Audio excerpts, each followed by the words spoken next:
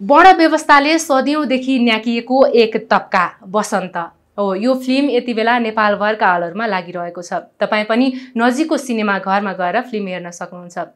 यो स्लोगनबाटै तपाईले थाहा पाइसक्नुभयो होला कि फिल्म के को बारेमा बनेको छ भनेर। यहीँनिर म एउटा सानो इन्सिडेन्ट पनि सुनाउन चाहन्छु। कोभिड-19 को समयमा हामी क्वारेन्टाइन बसेका थियौँ। त्यो बेलामा हामीलाई खानालाई अलग्गै राखिएको थियो, बस्नलाई अलग्गै राखिएको थियो, हरेक कुरामा भेदभाव थियो के छुवाछुत थियो। अनि त्यो बेलामा अझै जो विदेशबाट आउनु भएको थियो उहाँहरूलाई त झनै अमानवीय व्यवहारै गरिएको थियो कतिपय ठाउँहरूमा। र त्यस्तै क्वारेन्टाइन सदियौंदेखि भोग्दै आएको एक तबकाको बारेमा चाहिँ यो फिल्मले कथा भनेको छ। तपाईं पनि नजिकको सिनेमा घरमा गएर फिल्म हेर्न सक्नुहुन्छ। र फिल्मले तपाईंको कथा भन्यो कि भनेन, तपाईंको छिमेकको कथा भन्यो कि भनेन, अथवा आफूले देखेको भोगेको कथा चाहिँ भन्यो कि भनेन होला त, त्यो विषयमा पनि हामी छलफल गरौँला। त्यसको लागि तपाईले हाम्रो कमेन्ट बक्समा आएर कमेन्ट गर्न सक्नुहुन्छ। यही कुराहरू गरिरहँदाखेरि जो हामी पनि विद्यालय लेभलमा हुँदाखेरि अब सामाजिक कथा भयो, यो समाजले सिकाउने कथा भयो। हामीलाई सिकाएका केही कुराहरूले त्यो उहाँहरूमा केही असरहरू पर्न गएको छ भने पनि म यहीँबाट माफी माग्छु। र यो सबैले माफी माग्नै पर्छ, किनभने हामी जस्तै उच्च वर्ग भनिएका केही व्यक्तिहरूबाट चाहिँ यो तबका सदियौंदेखि एकदमै कुल्चिएर, पिल्चिएर, थिचिएर बसेको हो। छुवाछुत अझै पनि बाँकी छ। हामीले केही समय अघि मात्रै नवराज विकको घटना हेर्यौं। एउटा तल्लो जातको केटाले माथिल्लो जातको ठकुरी थरको केटी बिहे गरेको अथवा भगाउन खोजेको भन्दैमा मान्छेको ज्यानै जाने गरेर एकदमै नराम्रो घटना भएको थियो। त्यसैले अहिले पनि हाम्रो मस्तिष्कमा, हाम्रो दिमागमा यो कुरा कहीँ कतै होला। त्यसैले माफी मागौँ र अबदेखि आफूबाट र आफ्नो सन्तानबाट यस्ता घटनाहरू नहोस् भन्नलाई चाहिँ एकदमै सचेत हौँ भन्ने म यहीँबाट भन्न चाहन्छु। अब बसन्ततिर फर्क्यौँ। बसन्तले पनि यही कथा भनेको छ। प्रकाश सपुतले कथा भनेका छन्। उनी आफै पनि दलित समुदायबाट प्रतिनिधित्व गर्छन्। उनीले लेखेको र उनीले निर्देशन गरेको यो फिल्म भएकाले पनि हामी सबैले हेर्नै पर्छ जस्तो मलाई लाग्छ। किनभने यो उनको जुत्ताले टेकेको कथा हो, उनको नजरले देखेको कथा हो, उनको बाल्यकालले भोगेर आएको कथा हो। तर त्यो कथालाई उनले न्यायोचित तरिकाले देखाउन सके या सकेनन्, दृश्यमा सलल्ल बग्न सकेको छ कि छैन कथा, त्यसको बारेमा तपाईलाई कस्तो लाग्यो त्यो भने हाम्रो कमेन्ट बक्समा लेख्न सक्नुहुन्छ। अब मलाई लागेको कुरा यहाँ भन्छु है त। फिल्ममा राम्रो पक्ष भनेको त्यही नै हो। जो एकदमै न्याकिएको तबका भनिएको छ नि, त्यो तबकाको बारेमा कथा भनिएको छ। दलित समुदायको कथा भनिएको छ। मान्छे भएर मान्छेको जुन अनुभव गर्न नपाएको एउटा तबकाको बारेमा कथा भनिएको छ। यो नै यसको सबैभन्दा राम्रो पक्ष हो। फिल्ममा अभिनयको कुरा गर्दाखेरि केही नयाँ कलाकारहरू हुनुहुन्छ, केही पुरानो, अझ केही नभनौँ धेरै जसो चाहिँ पुरानो र एकदमै स्टार कास्टहरू चाहिँ छ फिल्ममा। एकदम सरप्राइज दिने कलाकारहरू तपाईले फिल्ममा देख्न सक्नुहुन्छ। यो पनि रमाइलो लाग्यो, किनभने हामीले एक्सपेक्टेसन नराखेका कलाकारहरूलाई पनि फिल्ममा देख्न सक्छौँ। कलाकारहरू जो मुख्य भूमिकामा भएका कलाकारहरू हुनुहुन्छ उहाँहरूको अभिनय मध्यम छ। अझै धेरै हुन्छ नि सुधार गर्ने ठाउँहरू थियो भन्न चाहिँ सकिन्छ अभिनयमा। अनि अभिनयमा पनि अर्को अलिकति खड्किएको पक्ष भनौँ, किरकिर लाग्ने पक्ष त्यो चाहिँ के छ भन्दाखेरि अभिनयको जुन फ्लो हुन्छ नि त्यो एकनासले गएको छैन। कतै एकदमै माथि उठेको छ, कहीँ तल उठेको छ, एकदम जर्क छ क्या अभिनय। कतै आवाज एकदम सामान्य आउँछ, कतै एकदम इको आउँछ, अथवा के हो त्यो पनि। हुन त हामीले सिभिल मलमा रहेको क्युएफएक्समा फिल्म हेरेका थियौँ। अब त्यहाँको प्राविधिक समस्या हो अथवा फिल्मको समस्या हो त्यो चाहिँ थाहा भएन। साउन्डकै कुरा गरिरहँदाखेरि त्यहाँ फिल्ममा प्रयोग गरिएको जुन अब प्राकृतिक देखाउनलाई प्रयोग गरिएका साउन्डहरू हुन्छ नि त्यो पनि प्राकृतिक छैन। हामीलाई थाहा हुन्छ कता के गरिरहेछ, कुन साउन्ड हालेछ, कहाँबाट ल्याएछ, हरेक कुराहरू थाहा हुन्छ। ब्याकग्राउन्ड म्युजिकले गर्दाखेरि फिल्म एकदमै किरकिर लाग्ने भनेको छ। हुन त अब सङ्गीतमा काम गरेका मान्छेहरू हुनुभयो, फिल्म बनाउने मान्छे नै।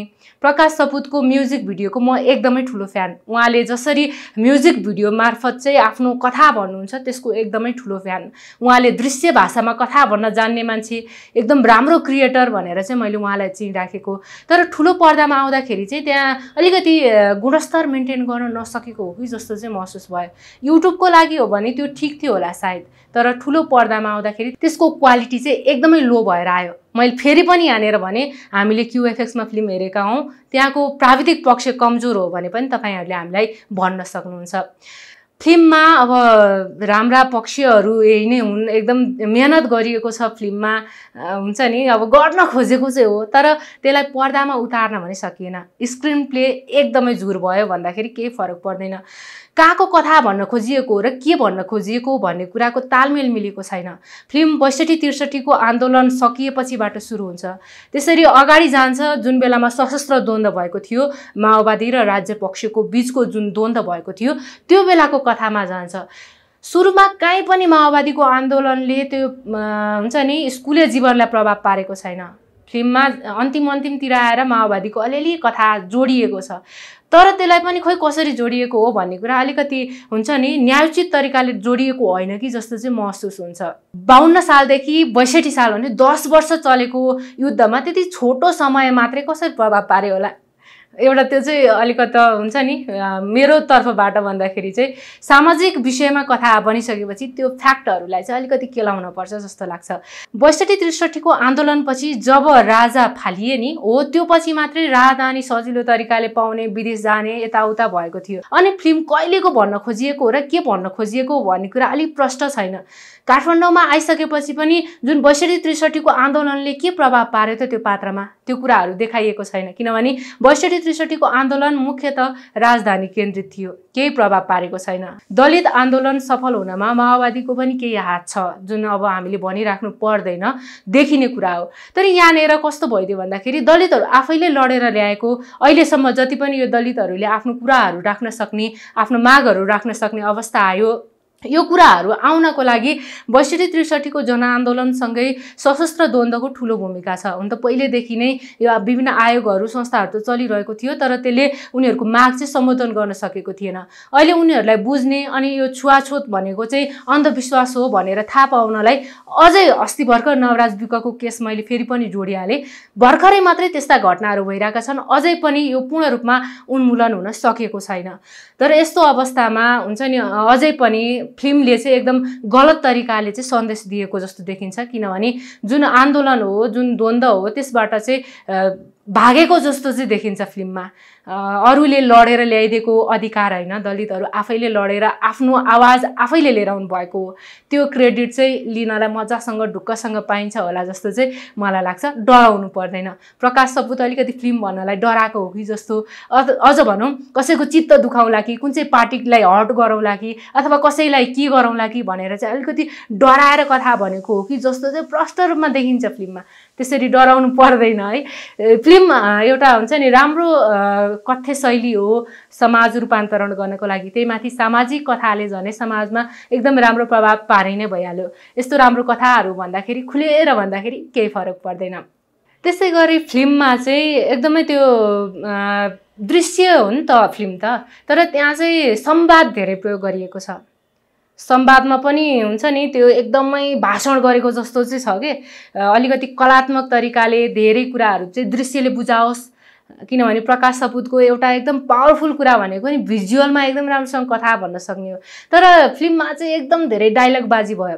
त्यो डायलग पनि पुरै ब्याकग्राउन्ड म्युजिकले गर्दाखेरि केही नबुझिने भयो। ब्याकग्राउन्ड म्युजिक यति धेरै हाई छ र सबैमा छ क्या, कानले एकदम शान्त खोजिरहेको हुन्छ, ओ यो ब्याकग्राउन्ड म्युजिक चाहिँ हटाइदेऊ, अनि त्यसपछि अलिकति डायलग त सुन्न देऊ भन्ने खालको हुन्छ। एकदमै त्यो भारी, त्यसले गर्दाखेरि चाहिँ उक्कुस मुकुस फिल हुन्छ। फेरि पनि फिल्मले एउटा हुन्छ नि दबिएर बसेको, न्याकिएर बसेको एउटा तबकाको कथा भनेको छ। यही नै फिल्मको सबैभन्दा राम्रो पक्ष हो। तपाईँ कुराकानी युट्युब च्यानलमा विभिन्न फिल्मका रिभ्यूहरू हेरिरहनु भएको छ। तपाईँलाई हाम्रो रिभ्यू कस्तो लागिरहेको छ प्रतिक्रिया दिन सक्नुहुन्छ, जसका लागि तपाईँले हाम्रो कमेन्ट बक्समा आएर कमेन्ट गर्नुहोला। साथमा हाम्रो विभिन्न सामग्रीहरू पनि छ। मी एन्ड माई माइन्ड छ, जसले मेन्टल हेल्थको बारेमा कुराहरू गर्छ।